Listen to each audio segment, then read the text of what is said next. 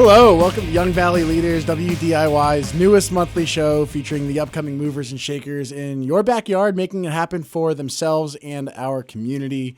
I'm your host, Holzman, and today I'm here with Jake Lord. Hey, man. Hey, man. How's it going? Doing well. So, Jake, you grew up in Philly, the metro area. You attended Penn State, not originally from the Lehigh Valley, but found yourself here for work, and you and your business partner, Jason, found yourselves in the Lehigh Valley by realizing some of the growth opportunities, particularly in the real estate industry, as a mid-sized market here on the Northeast corridor against Philly, against New York, even New Jersey, and some of these other areas. A little bit more obtainable for entry, and coming out of university and entering your career, figuring out how to get started, you identified it as an area to really get started in. So thanks for that, and thanks for finding the Valley. Glad to have you. From there, fast forward some years from starting with the residential multifamily investments to now having a property management group, Ethel Street Property Management, which really supports your main business with Wedgewood Capital Group, an SEC-regulated real estate investment company, private equity firm of sorts. Not only you created real estate for yourselves, but you've been able to open up that opportunity for others to be able to get involved. So that's pretty incredible. I'm looking forward to digging in, and thanks again for joining the show today. Happy to be here. What was the journey to starting in real estate? Just in broad strokes, I know it didn't start necessarily in the Valley. So how did that ideate, and is that what you went to school for? Not what I went to school for. My partner Jason and I both went to school for mechanical engineering. So we were classmates, and I think we both knew, and a small group of us knew, that engineering wasn't really the future. Frankly speaking, I don't think I'm smart enough to keep up with the engineers. They're brainiacs. And we just knew that there was going to be something more along the lines of in the business world, generally speaking. At that age, you don't really know what you're doing, but we did know that we didn't want to be engineers. So in college, I had started a small bar nightlife app with a couple people that I had met, and it got a little bit of gained a little bit of popularity for a short period of time. So that was my first neat foray into entrepreneurship, I guess, if you will. We made like $1,600 or something, and then the business flopped. Heck yeah, though. I mean, that's the first experience of failing and figuring out how to start a business. That's awesome. Yeah, no, it was a great experience. Definitely happy to have gone through it. But Jason and I kept in touch after school. We both had full-time jobs, and we knew we wanted to do something together. We weren't really sure what. His family had experience in real estate on the investment side. His dad is a real estate investor, and my family's more on the blue-collar side. I have an uncle for, I think, every single contractor trade that you can possibly imagine, and a couple that actually do, flipping houses, and similar to how we had gotten started. So that was the inspiration. Okay. And I was standing in the Chipotle line at the end of December after Christmas, and we were on the phone. Jason told me he had bought a piece of property in Staten Island with his dad, and he was like, yeah, I invested a little bit of money, but I want to kind of do my own thing. And I said, yeah, let's do it, and we hit the ground running from there. Very cool. Very cool. So, I mean, starting with very humble beginnings out of college, and then being able to find your way here to the Lehigh Valley, and growing a decent-sized business now. I believe both of you, your full-time jobs are within your business. Correct. Yeah, so I mean, you're able to employ yourselves, let alone handfuls of other people. I don't know exactly how many, but right? Is that fair? Yeah, so that's correct. That's pretty incredible. It's been a journey to get to that point. Yeah, so I mean, maybe talk to us a little bit about that journey. Why the Lehigh Valley? Why did you choose this area as the place to call home for your business? So we had started looking in two different markets before we actually bought our first piece of property. So we were looking in North Jersey, right outside of New York City. I was living in Brooklyn at the time, and Jason was living in Tribeca. We were looking around for real estate, not really sure what the heck we were looking for. So you kind of learn on the job, North Jersey chewed us up and spit us out. No, we couldn't figure out a way to make something happen there. And then we started in Staten Island and then looked in North Jersey. And then a quasi mentor of ours had property up in Binghamton, New York, which is about maybe 45 minutes north of Scranton. It's a Binghamton University. It's a college town, Right. a SUNY college, and had recommended we take a look there because property values were low. It'd be a great start for us. So first property we bought was 45 Ethel Street. That's where the property management business name came from. Love it. We bought that for $45,000 Wow. and threw ourselves in there. And what is this, like 2017, 2018? This was 2019. This was 2019? October 10th, 2019. Oh, So, man. so That's our almost- big anniversary tomorrow. Yeah, wow, look at that. Yeah. So we had planned on flipping that one. We bought it for $25K. We invested like 15, 20K into that one. Both of us put in, 10, 15K ourselves. We borrowed the rest from our dads and we renovated it in a period of about 4 months, just mostly cosmetic stuff. And then we rewired the electrical systems. A guy named Sparky literally was our electrician. Would carry around a Gatorade bottle filled with beer and in flip-flops in the middle of a upstate New York winter, rewiring our building for our property for like $1,000 or something. Solid. And we put it on the market to sell, and it kind of sat there. And we were like, wait, let's just rent that out. Or rent it out instead of selling it. And we were able to refinance. So we put maybe $50K all in. It appraised for $102,000. And we pulled the money out, and we were able to use it to buy a 3-unit in Easton. And I guess the transition to the Lehigh Valley. Sorry if I'm rambling here. No, that's it. It's perfect. Keep going. So the journey up to Binghamton, New York was about 3 hours coming from New York City. I would wake up at, I kid you not, 2:45 a.m. I'd be honking outside of Jason's door at about 3 o'clock, 3:10 in the morning. And we would drive 3 hours up to Binghamton and be scraping paint off the side of the house before sunrise. And that got old, as you can imagine, pretty quickly. So we started to look at other markets, and we had another mentor of ours that had recommended the Lehigh Valley, and it was perfect because it was closer to home for me. I'm from outside of Philadelphia in Chester County, and it was close to Jason because he's from North Jersey, so it's kind of an equidistant point from both of those. So we decided to jump into the Lehigh Valley, so we bought our first 3-unit in Allentown off of Craigslist, which I can get into if you want me to. June of 2020. We bought a lot off of Craigslist. We bought Ethel Street off of Craigslist too. We bought like 7 or 8 properties. Craigslist was big for you in your start. Craigslist was huge. I thank Craig for our beginnings. Wow. Incredible. Yeah. Humble at the very least. I didn't realize it was at those early morning drives up to Binghamton. Oh man, I got plenty of stories. We could sit here for days. Oh, the crazy stuff that happened up in Binghamton, New York, you'd be mind blown. I mean, with a college town and running through the property, I'd imagine it's seen some things. Well, Binghamton is a college town, and that's just about all they have up there. They have a strong health system, but there's just been constant for decades population decline. They had large businesses that left there, and it's been just depressing ever since. So it's one of those markets that's like hanging by a thread, and the people, the contractors that you can imagine in that type of market, that's what we dealt with. Yeah, sure. So fast forwarding a little bit to today now, I mean, you mentioned Ethel Street, property management, where it got that name, Wedgewood Capital Group.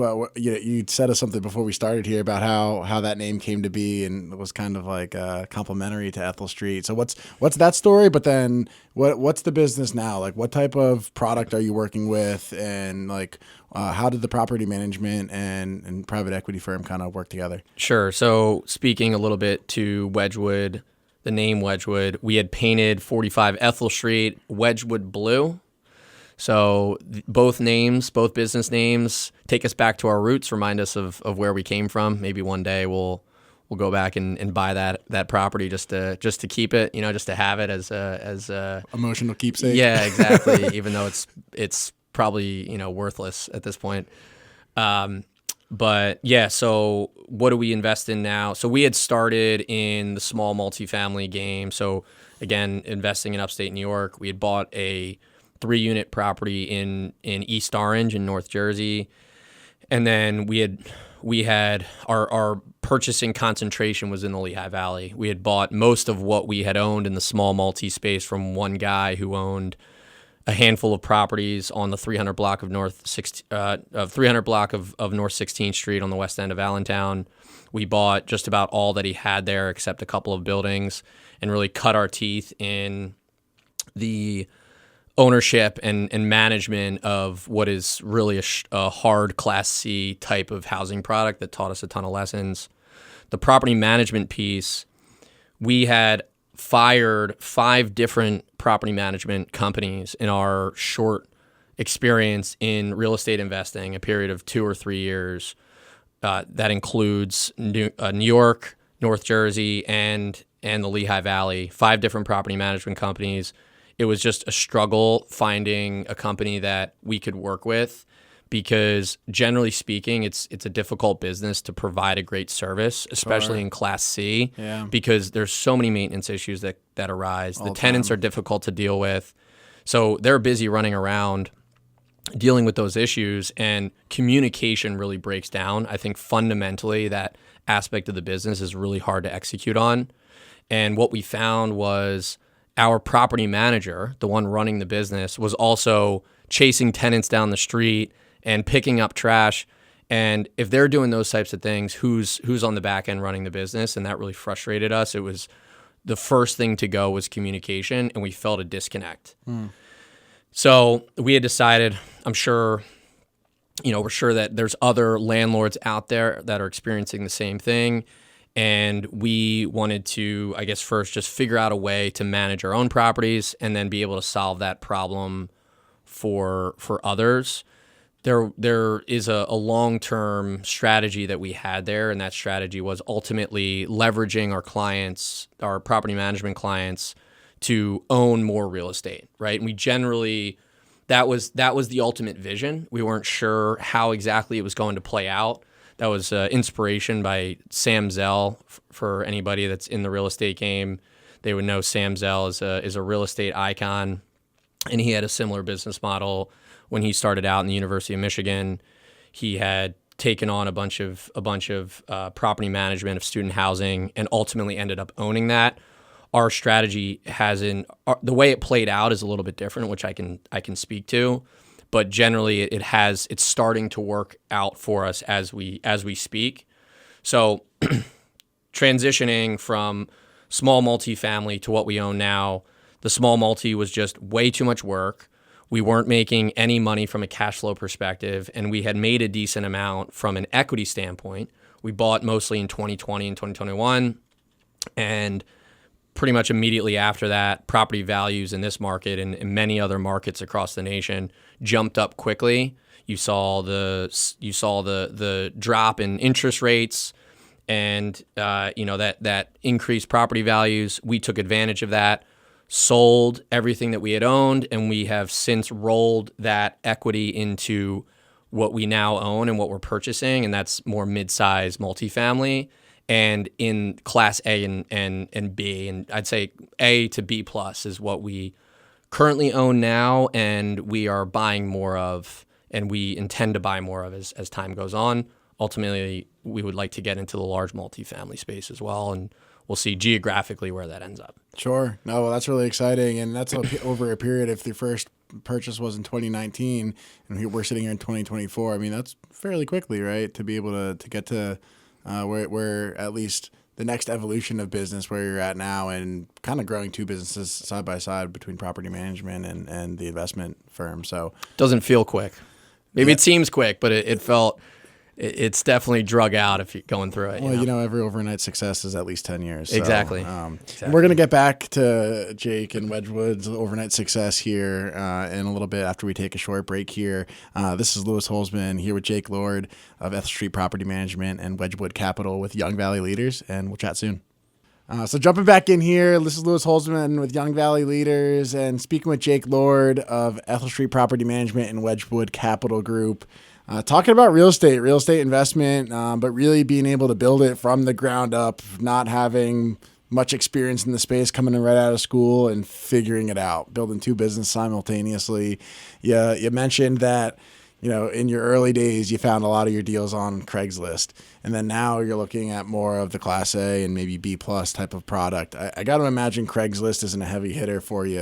So how are you finding deals or underwriting deals at this point? So I think there's an evolution associated with sourcing deals, especially as you get into the more commercial world. Larger assets, you're going to have bigger money coming in and more professional entities coming in to buy these types of things. So you'll see like your typical large multifamily deal. We chased after a few over the past 12 to 24 months in the Lehigh Valley. That deal is going to go to a broker. You're talking about the big brokerages in that's the national brokerages. CBREs, like those guys. Yep, exactly. And if they're marketing it out, there's investors, out the door looking to bid on it. And for us, how we operate property is we're going to underwrite that deal, including the expenses needed to properly care for the investment. And there's many investors that don't do that. They underwrite the deal very skinny. They're extracting out contract services and maintenance, preventative maintenance that really the property needs and they don't do, and now they're able to offer a higher price. And we're not willing to compensate on that. If we're going to buy something, we're going to treat it right and we're going to treat it for the long haul. Our intention is to whatever we buy, we want to be able to hold on to forever and have the choice of when to sell instead of feeling like there's so many issues. Let's sell before the roof gives out. That's not how we think about it. Love it. So it's very difficult to buy deals that are being marketed to the big guys. So what we've found is our advantage is we've focused on this market. We've been investing in the Lehigh Valley for 4 years now, and we've built the relationships needed to find off-market deals. We spend a lot of time working with brokers on a deal-by-deal basis. So my partner will spend his days, if we're not in the middle of going through due diligence and purchasing and establishing the loan on a property, he's out sourcing those deals, and that includes finding them himself and then working with a broker on strategy for approaching that owner on how we can get them to sell. So now there's no competition, I think, and you would hear this from many entrepreneurs and real estate investors. If you can figure out a way to differentiate yourself and you don't have to compete with others on some equal playing field, is where you're really going to find that arbitrage. As soon as the competition comes in, especially if they're not operating correctly, you're going to lose. And it was just failure after failure. So we knew we had to pivot to a different strategy. And right now it's been working pretty well for us. And so when you say off-market deals, it's not necessarily other real estate investors that are saying, hey, known real estate investment community, I have this deal I'm thinking about selling. Are you interested before I put it on the market? It's you guys are approaching these investors that aren't necessarily even thinking about selling, but it'd be a good deal for you all. And you're like, hey, we have a good value proposition. Like, what do you think? And some bite, some don't. Is that more or a little bit of both? So more recently, the deals that we've gotten under contract and closed on have come from that avenue. Although I think you need to play the odds, right? It's a numbers game. So we're still, if a deal is marketed where multiple investors are looking at it through one of the big institutional brokerages, we're going to go for it. Also, that you might find something like our first deal that we raised money for officially as a syndication was a deal that was actually marketed, but it was small enough that institutional guys weren't going for it. So it was a smaller buying pool. And we felt we knew that immediate market very, very well. That was the market of Emmaus, and that the rents could be higher than what the broker had underwritten for the deal. So we were able to put our best foot forward, and we did win the deal. We were inexperienced, so building the relationship with the broker allowed for that broker to trust us and back us and help us to put our best foot forward there and vouch for us to the seller. Nice. At this, and then at the same time, like we're buying we're buying properties that are more off market, and we approached that seller, that owner about potentially selling, or we just understood how they're thinking about their future investments just by seeing what else they're building and whatnot. And that's allowed us to approach them with some type of strategy. And it's really everything in between. You need to play, play the odds as much as you can. Yeah, for sure. And, one interesting point you made, thinking about any strong partnership, you have to have, people that, have different strengths that counterbalance each other. And you mentioned your partner, Jason, underwriting, talking with brokers, working through the finances of it all. So what's your day-to-day? What's your role in the company? How are you, I can't imagine you two are doing the exact same thing. No, if we find ourselves doing the same exact thing, we want to wring each other's necks. So we definitely delineate as much as we possibly can.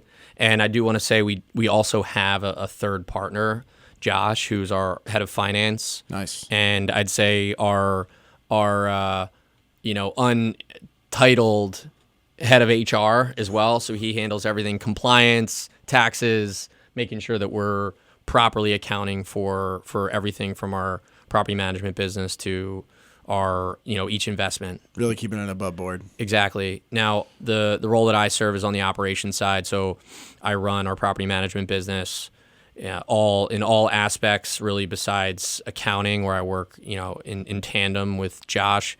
And then for the properties that we buy, I would oversee the implementation of that property management business, getting the property onboarded, so the tenants onboarded, contract services, et cetera. And then our bread and butter type of deal that we prefer to invest in is what you would consider value add. So value add can be a range of different levels, right? Anything from like a redevelopment, taking a shell of a building and redeveloping it to its highest and best use, all the way to more so what we're doing right now. Our focal point in our investment strategy is a lighter value add, where it's mostly cosmetic work, and then we're doing a little bit of capital expenditures to roof, landscaping, signage, et cetera.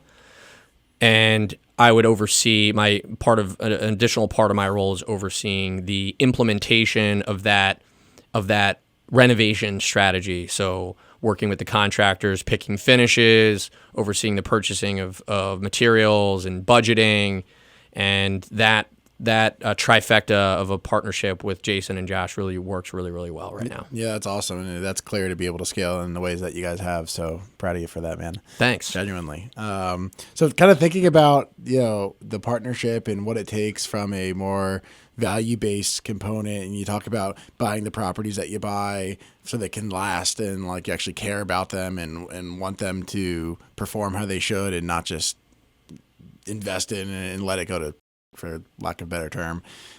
What kind of core values or principles do you live by within your work and for yourself that you kind of see coming forward and that you can attribute some of the success to?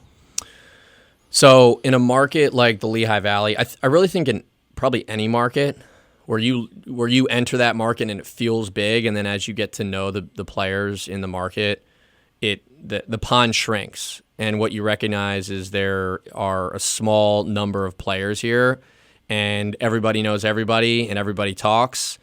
And that's just another reason. I think there's a more fundamental reason for why you should operate your business and how you go about business with integrity and honesty, and always looking out that the person that you are doing business with, it's beneficial for both parties. You're communicating well. All of these characteristics, I think, should be fundamental to every business person in every business, although sad to say it's not always the case. But you're putting yourself in the best position to win if you are operating in that manner, because people are going to vouch for you. And I think the saying is your credibility is earned in drops and lost in buckets. And operating in a way that's selfish and maybe you're stretching the truth or whatever it may be, I think is going to end up biting you. So I think just integrity and character and, going about business in that sense is probably the core value of how we operate.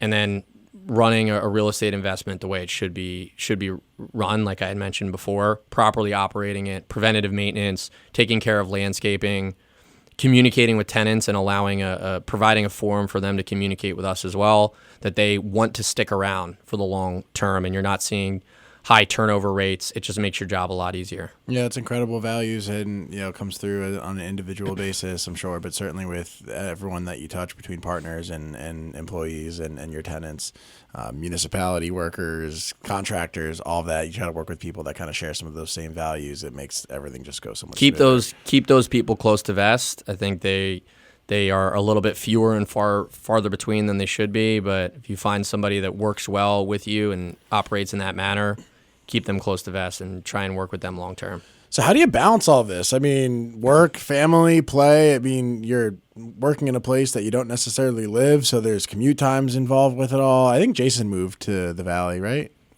He did. Temporarily? He's temporary. We'll leave it at that. Okay. But so, like, how do you balance all that and building two businesses at the same time and just kind of keeping time for everything that's important? I'm single.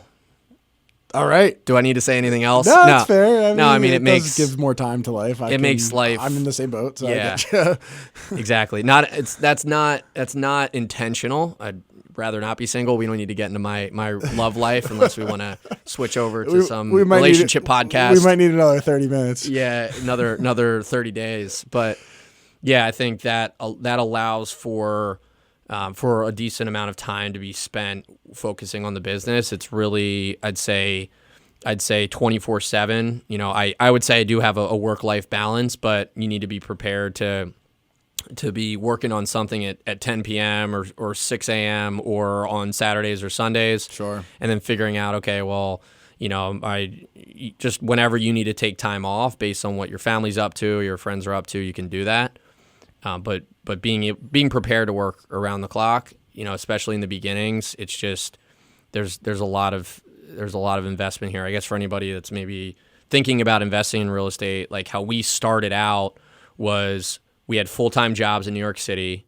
Like I said, we would get up at 3 o'clock in the morning, work Saturdays and Sundays for 12 hours, drive back, arrive at 10 o'clock at night, and work a full work week. And when we got home during those work weeks, we were on the phone for 3 hours, I kid you not, every night, figuring out what the heck we're doing. Hustling. It was constant, until we finally landed our first deal. And then, well, I guess that plays into it. And then over time, you figure out a way to balance it more, but you still kind of always have to be on. Yeah, definitely. I mean, when you're responsible and you own a business and you're growing that, at the end of the day, it's not a clock in, clock out type of situation. So Exactly. You mentioned, I know that there's a kind of Wedgewood Capital Group, private equity firm in and of itself in a way, and you started to be able to get other people involved. Are there any opportunities that you're currently raising for that you want to talk about? And if not, no big deal. Technically speaking, we're not really allowed to do this the type of syndication that we run. How it is structured with the SEC is it can't be openly marketed. The only thing I can really say is if you're interested in learning more about us, follow us on Instagram, Wedgewood Capital Group. You can check out our website, wedgewoodcapitalgroup.com. Book a time to speak with us. We'd be happy to talk with you guys about what we have going on and how you can potentially get involved. That's just about all I can say. Cool. No, that's perfect. That was a good plug, kind of leading into how people could find you. So if they're interested, they'll find you. That in mind here, kind of last thing wrapping up, what does being a young leader in the Valley mean to you? Again, it's a small market, and the pond shrinks as you learn more and more about who the movers and shakers are. I think there's a generation of the big players. I mean, I look at it from a real estate perspective. There's only a small handful, you can probably count on one hand, the big developers in this market and the big players in real estate investing. And there's going to need to be a next generation of those developers and generally those builders. I think in any vertical of the market, you're going to have that. So helping to establish that and potentially being one of those people. We love it here. We see a ton of potential here. There are so many tailwinds for the economy, the economics of this market, and we would like to be here for the long haul.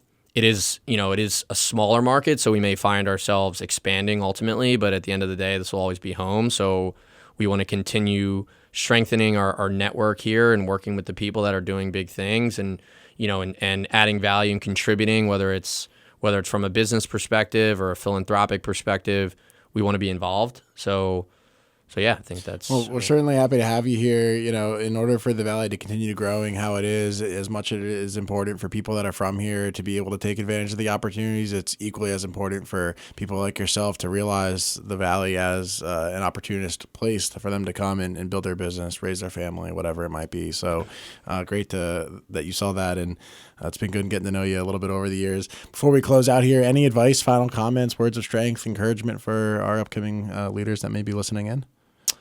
From a real estate standpoint, or just generally whatever. Speaking? Yeah.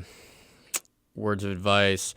Yeah, I'd say just be a good person and work hard and have an open mind and find people that are able to help you grow take quantum leaps in your business that complement your own skill set, recognize what your strengths and your weaknesses are, take advantage of your strengths, and find people that are able to fill in the gaps on your weaknesses.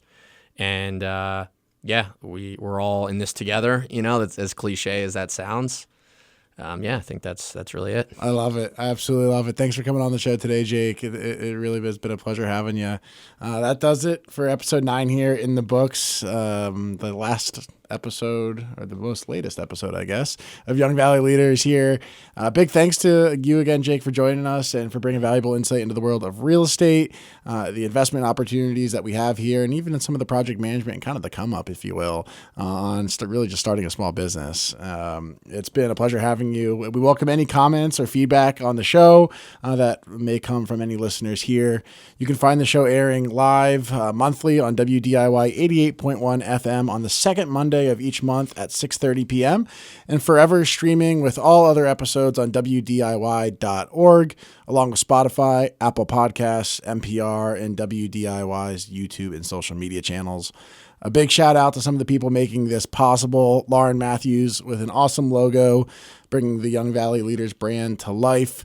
Matt Cajun live and in studio today behind the cameras. Thank you very, very much for all that you've been doing with us over the season so far.